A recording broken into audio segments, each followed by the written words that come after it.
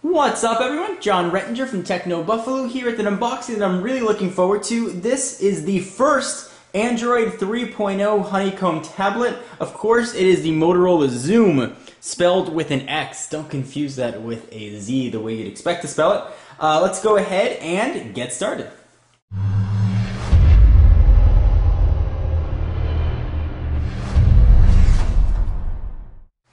Alright, so here's a picture of the Xoom on the box. Interestingly enough, the box doesn't come sealed, so maybe that meant there was a last-minute firmware update or whatever. The box doesn't come sealed, so when you buy it, don't pick it up like this or you're going to drop your $800 tablet. And yes, that was not an error. This thing is going to cost you $800, which is a lot of money for a tablet. So here's a picture of the device on the front. Some specs on the back, nothing really on the side, nothing on the side, package contents. We'll see what that is in a minute. And talking a bit about Android 3.0 Honeycomb, Motorola Xoom with Google powered by Android 3.0 on the Verizon network. This is a CDMA device. At launch, it will support Verizon's EVDO Rev A, but it will be upgradable. And the rumor and what it looks like it's going to be, it's actually going to be a hardware upgrade to Verizon's 4G LTE. So stay tuned to Techno Buffalo for details on that. There's a lot of optimizations here meant for the tablet. And for those of you that have been following the Android 3.0 news, you'll know that 3.0 is the first Android operating system that's optimized for the tablet. So you get a new YouTube interface, new Google Maps, and a tablet version of Angry Birds, which we've seen. But enough of me talking about the tablet. Let's go ahead and dig in, and I will run through all the specs. And I've actually not held one of these yet in person, so I'm actually really looking forward to it. So here is the Motorola Xoom.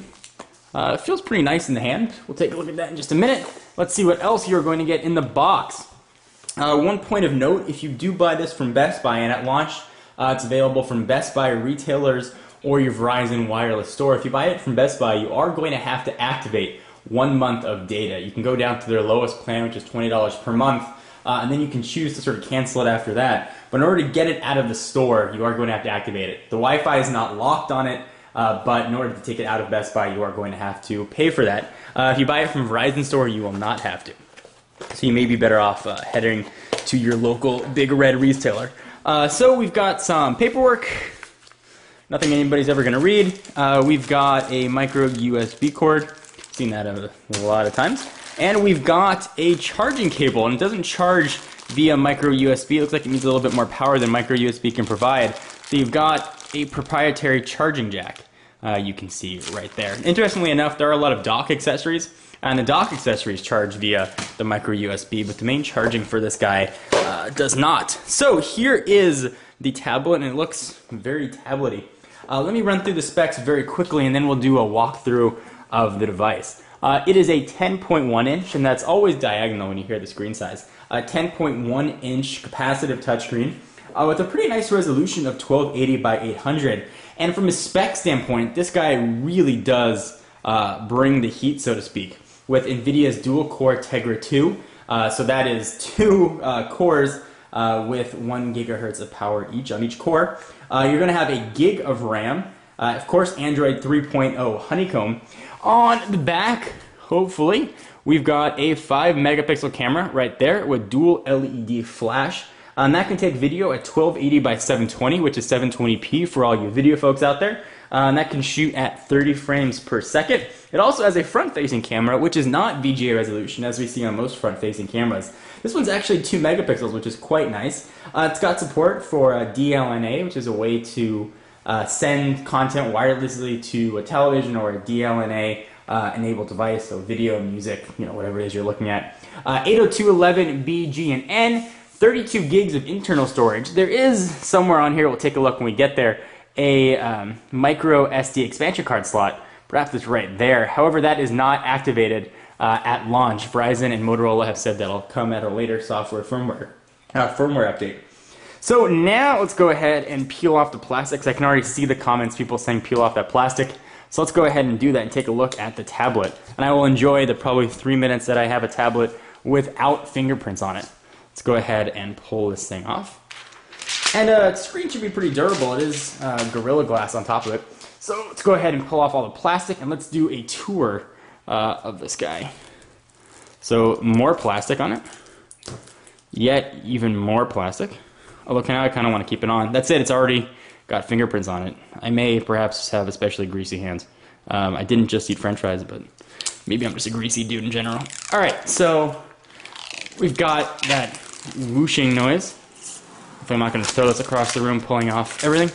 And let's take a look at what we've got on here from a port standpoint, because there is a lot. This is definitely an expensive tablet, but you do get a lot in the spec department. Alright, so there is the screen, obviously. If I have to point out the screen, you probably don't belong watching any sort of videos. So there is the micro USB charging port right there you mentioned, the proprietary charging dock. On the top, you're going to have a 3.5mm headset jack. I'm not sure if that's a SIM card or if that's where, looks like that is where, I'm going to throw it on the floor. But it appears that that was actually a dummy SIM card in there, so that's where your LTE SIM card is going to go. I'll go ahead and push that back so I don't bust open this tablet. Hopefully that'll slide back in place. On the left-hand side, you've got a volume rocker up and down. Bottom stuff we already showed. There's some dock connectors down there as well. On the left-hand side, nothing. On the back, Motorola logo. You've got a speaker, actually dual speakers. There's your dual LED flash. I'm actually just flicking off the camera by accident. And there's your 5-megapixel camera. And on top was all that stuff we just showed.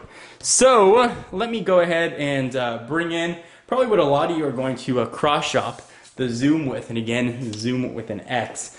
Here's a quick size comparison with the iPad. And you can see how greasy my fingers actually are, if I get that right angle there. And of course we'll do a full iPad versus Xoom comparisons, but in case you guys are sort of wondering what this is going to look like from a thickness standpoint, there you go. On first blush, and certainly I haven't turned this on yet, the Xoom does have a nice build quality to it. It feels, really good and solid. And speaking of turning it on, you're probably noticing there isn't any physical capacitive buttons down here, as we've seen with normal Android devices, the home, menu, search, and the rest of them. They're all soft buttons here on the OS. So if I can figure out how to turn this sucker on, which is always a treat, I will do a first boot up for you. Alright, so the power button actually does rest on the back right there. So when you're holding it, your finger's not going to touch it, but you can just access the power button right there. And I also want to mention that there is a microphone on the bottom there as well. So for video chat or Skype, whatever you want, this is going to work for you. So I will power this thing on. Let's see what the first Android Honeycomb boot up looks like. So you get that Motorola dual core that we saw on the Atrix, or their new splash screen, which is still kind of cool to see dual core.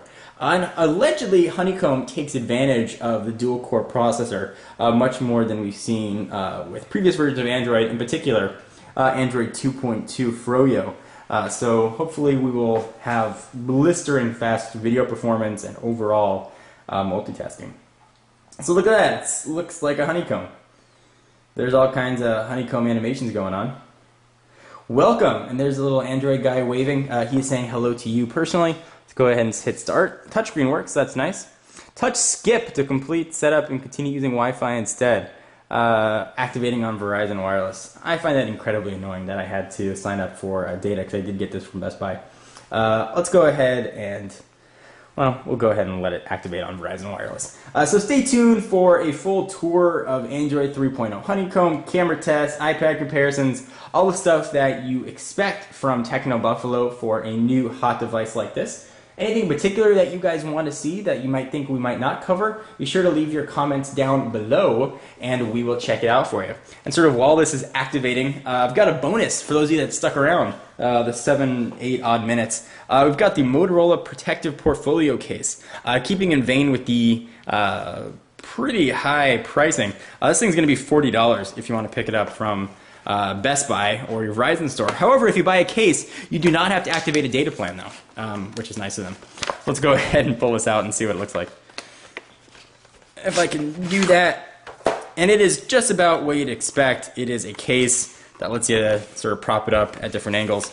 It's got sort of that rubbery feel to it. It's got some hard plastic on the side to hold your Xoom with an X in place, and you can sort of prop it up and do what you want with it. So this is the case. I'll show you in a future video what it looks like on the case. In the meantime, activation is complete, so touch next to continue with setup. Maybe a little bit on the slow side. This is EVDO Rev. Certainly Verizon's LTE, as I've said on many times, is blistering fast and really kind of nice to use. So I'm not going to bore you with the setup process. Stay tuned to Techno Buffalo for the rest of the coverage. I'm John Rettinger from the aforementioned Techno Buffalo. Be sure to check out the website for all your tech news, and I will see you in the next video. Bye-bye.